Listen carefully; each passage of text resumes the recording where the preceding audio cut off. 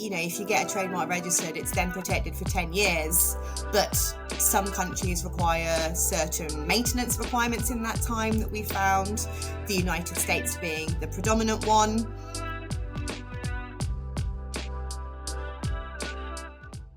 Hello and welcome to our Let's Talk Pure Ideas podcast, a series where we like to talk about all things intellectual property. So I'm Danny, I'm a trademark attorney here at Pure Ideas, and if you've watched us before, you know that we love talking to people. So today I'm very happy to welcome a very special guest to today's podcast, and that is David Marshall from the Welding Alloys group. And I have known and been working with David for a few years now, and we look after all things trademarks for them. And we have recently started working on managing their international portfolio and working out best how to manage it around the world. So that is what we're going to talk about today. So hi and welcome, David. Do you mind telling us a bit about you, a bit about Welding Alloys and what your role is, please? Sure. Thank you very much. So yes, my name's David Marshall. I'm Integrity and Marketing Manager for the Welding Alloys Group. Welding Alloys Group is a global leader in the production of advanced welding consumables, automated welding equipment, and engineered wear services for wear protection in industries including cement, steel, recycling, oil and gas, and many others around the world. We have over more than 50 years experience in this field, and we are solely there to increase productivity and reduce costs for our customers through our cost-effective repair and maintenance solutions. Very interesting. So you're not just UKO, you're international, around the world. We are indeed. Yeah, we cover 150 countries around the globe through our many different subsidiaries and companies that we own. So today we're going to talk about how to manage your intellectual property portfolio. So as you've just touched upon, you are around the world, you've got a presence everywhere. So one of the main things that we've been looking at for you is figuring out how best to protect your IP and work it around the world. So just a bit of background, an international IP portfolio is essentially what it says on the tin. It's your different types of intellectual property that you have around the world, and essentially a list of everything that you have. And in this case, we're talking about trademarks. So it's always really important to protect your IP, be it a trademark or a patent, internationally in any which country that's important to you. So where you have a presence, you have an import, you're exporting, you manufacture in those countries. We always need to be looking at protecting your IP in those countries. And I'm sure, as David will attest to, in this instance, managing such a big portfolio around the world can be a bit tricky to maneuver sometimes. We've been looking after your trademarks around the world in different countries. We have direct filings, we have international filings, we're looking at different renewal dates, different renewal terms, for maintenance requirements. So how has it been on your side of things, trying to keep an eye on things, trying to keep your head in the game and look at all of the different IP that you have? How are you finding it? We go back here many years, don't we, Danny? We've worked with companies that are now part of your portfolio as an organisation, probably spanning over 10 years, I think, when we look back through the records. And we have been filing patents and trademarks for many years, but ultimately when we came to working again, directly across the whole portfolio, it was very evident that some trademarks had been registered more locally, and it was a case of just getting a complete overview of that whole portfolio. I think also we underwent a rebranding exercise, which was really the catalyst for this project with yourselves. And I think it's important to remember that people think this is probably quite an easy thing to do. You want to go and register obviously you sit in the country you're in, and it's quite straightforward. But when you're a global organization and you really start deep diving into how do I go about registering a trademark in a class and then roll that out, it becomes very complex. And working with a company like yourselves, it's really important to help manage that process and make sure it's done properly, efficiently, and obviously there's a lot of organisation there and a lot of communicating needed to make sure that it goes smoothly. Yeah, I think you've hit the nail on the head there. It's complex. It's not as easy as it sounds. If you're just looking at it from the UK, it's very easily done. And even if you have 10, 50, 100 different products, different names, even in the UK, that's still a huge task. But then when you add in the international element, as we found, it can be quite difficult. And then, especially when you have, like you said, you've got local filings, so you can have one in France or you can have one in Europe. And then we've got another element in there where we've been looking at international ones as well. So it's been complex in our regard as well, just managing and organizing it. But definitely from your viewpoint, it's a whole nother language, I suspect, sometimes. But it's not just sometimes not just the filing as well. The filing itself is just one element. It's also the trademark agency in that country. If they reject it, why have they rejected it, and how can you get around the rejection process? Because that is then another stage, another angle that you have to look at. And again, working with yourselves has been massively important to help make sure that process is smooth as well.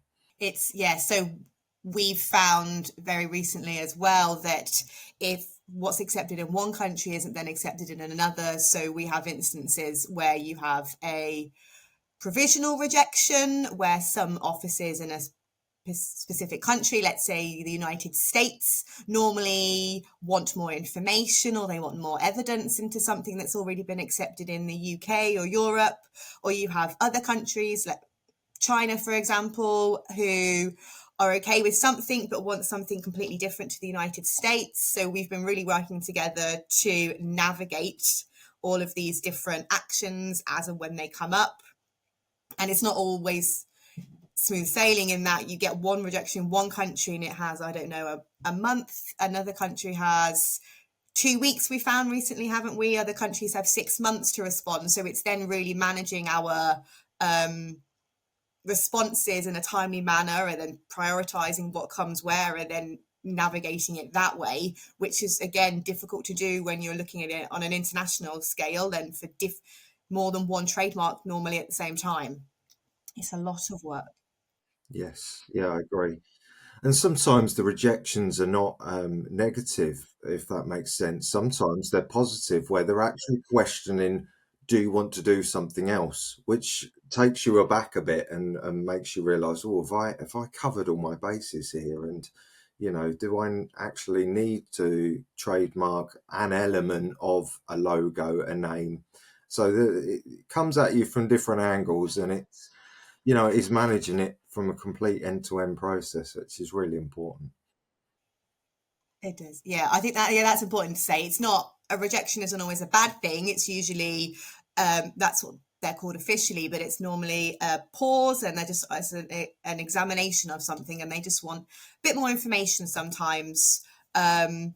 And like you say, it's not, it can be positive. They just wanted to clarify something. Or we've had instances recently whereby they wanting to double check the colours, if we want it in black and white, if we mean this variation of a word, as again, things can be read differently in different languages. So it's difficult to then understand what a certain office is asking in comparison to what we're intending as well.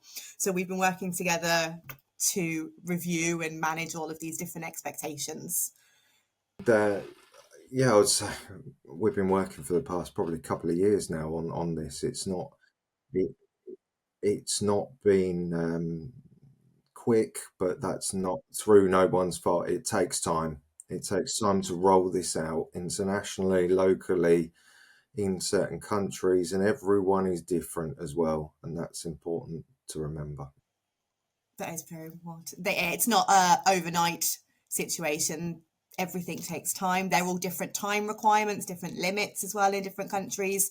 Canada, just off the top of my head at the moment, has got a huge backlog. Things we filed, I don't know, 2 years ago, we're still waiting on an examination of it, for example, or things we filed just this year have bypassed and gone straight through to registration in like Australia. So every country is different. They go at their own pace. It's then we just have to manage it as well best we can. Is there anything that you found easy about? Guess good question. Easy about the international system with trademarking? Difficult? I think more so. I mean, working with you guys has been a real help. I mean, if I was to sit here and try and do this myself, I would really, really struggle, just because it can get quite complex, and following up and making sure. I mean, we have a bit of a process where we are logging through a spreadsheet, and questions are asked and then responded to via the spreadsheet, and like you've touched on, sometimes they are positive questions and sometimes they are negative rejections, and it's just me helping you understand as well as you helping me understand. It's a two-way street, and for someone who maybe didn't have a lot of knowledge of this process, I've certainly learned a lot through my work with you guys, and that's been a real eye-opener, that's for sure. Good. So yeah, we have a system whereby everything is logged on a spreadsheet that we all have access to. We comment on it, and then we check in a couple of times a month, and we go through our spreadsheets just to see where things are, see what's outstanding, see when the next deadlines are. And I think that's really helped us with managing the portfolio and both understanding what's next, what we need to focus on, because you also have, there's lots of things that are still outstanding on this spreadsheet and this huge task that we're undergoing. So it's then us working together and then prioritizing what findings come next. So I think when we implemented that, that really helped on both of our sides as well. Yeah, yeah, it was yeah, because like you touched upon earlier as well, it's not just trademarking the name. There's products there as well, and these products are just sometimes local to a country, and it's important to see how long they've got left to expire. We were picking these up kind of halfway through their lifespan. So it's important we don't forget about them as well. And also, do we do any further work with those to push them further around the globe or in other countries? So yeah, it's been part of a process of communication, and regular meets like you touched upon there have been really helpful. Really important to talk through and understand some of the issues or problems that we need to tackle. Yeah, I definitely think they've been helpful, and knowing more about what you do as well. Sometimes we may not have kind of this client basis like this that we try to impose with everybody. Sometimes people might not want to share everything on what they're intending to do. So when we receive a notification or an objection, positive or negative, we need to work together with the client to work out what they're actually looking for and intending. And I think that in building our relationship and doing all of our check-ins, we have chats, not always about work as well, not always about your portfolio. So I think that's really good in our understanding of what you're doing and what you're looking for and how we can best help you as well, which is always a positive.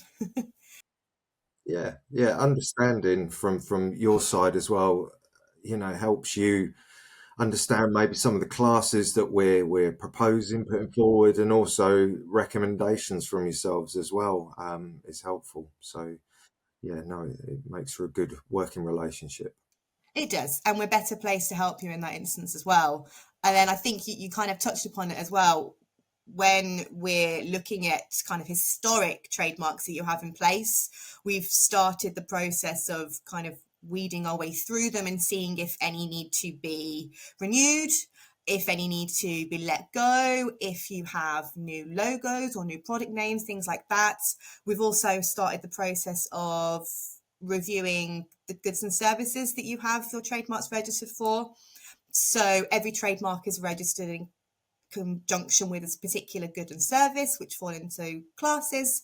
So sometimes what was appropriate 10, 20 years ago when something was registered is no longer appropriate. And we've been working together to double check to see if everything's still in order and that you have the protection that you're needing. So then we've been looking at new filings as well, where product names, logos, anything like that need expanding.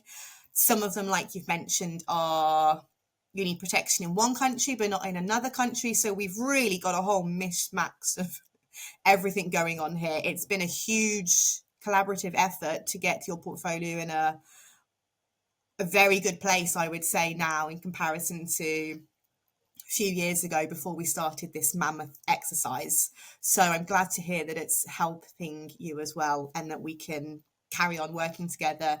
And then one day we will have hopefully everything at this point protected, but then you're going to come along and say you've got more things.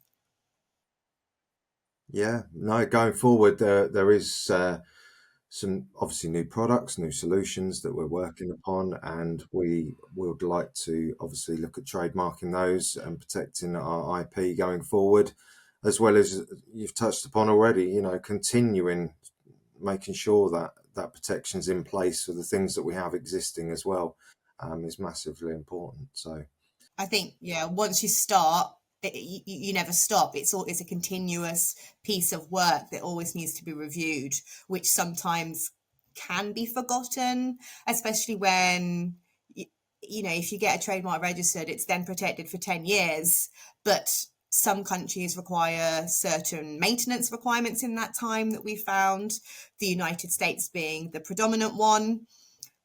If and when that time comes, we then usually have to review to see if we need protection for something else. So it's a huge continuous task that I think people should remember and prioritize, that once it's filed, you're not finished. It's always continuing. definitely, and I think also it's important for businesses to realise the importance of this. It's not just seen as something you must do. It's actually recognised and seen by your customers that you respect your brand, you hold your brand in high regards, you look after your branding, and that message should filter through to your customers as well.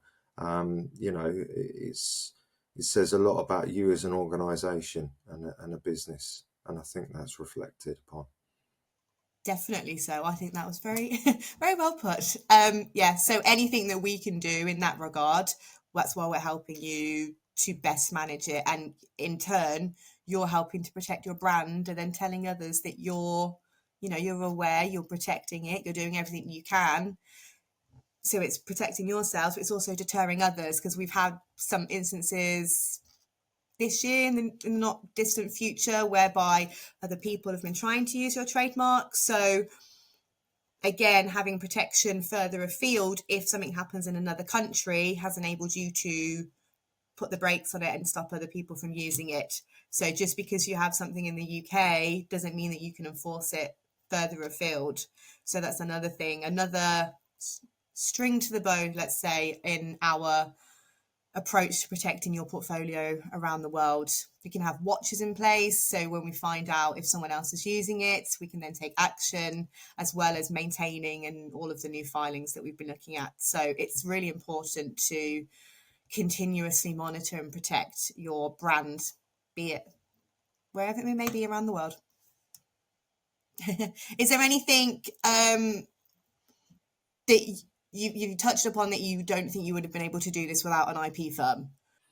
Well, like I alluded to earlier, I mean, it's not until you start really this process of looking at sort of global or even regional, coverage that you begin to see how complex this can be, and having the support of an organisation like yourselves is massively important in that process, because there are things that sometimes you don't realise and or don't anticipate, and having that support and working collaboratively is massively important. And yeah, it's really helped us in strengthening our IP, trademarks, and patents. I'm very glad. So I think that kind of covers everything about managing the portfolio. So what's next for you? What's next for Welding Alloys? I would like to think that we have some new trademarks that we can push forward with. We're always working on new solutions and new products, so that is massively important. And also continuing our work, because there are obviously trademarks that we are still working on, and others that we need to push further afield as well. So it's a mixture of new and continued work, and I'm sure that will take us well into the new year and beyond. And yes, and also, again, I touch upon, we have existing trademarks, and again, you alluded to yourself. We need to review those and see where they are, and also I believe there will be some work there as well to be done. So there is a lot to be done. Yes. No, it isn't, and it's like I say, really important that we continue working together as we have done for the past few years, because now we're seeing the fruits of the work that we've been doing. Yes, brilliant. Well, we enjoy working with you and we're going to carry on with our collaborative relationship. So thank you so much for joining us today, David. No problem. Thank you for having me. And we will, yeah, you're welcome. We will talk soon. And then, as always, if you need any IP help, please don't hesitate to get in contact with us.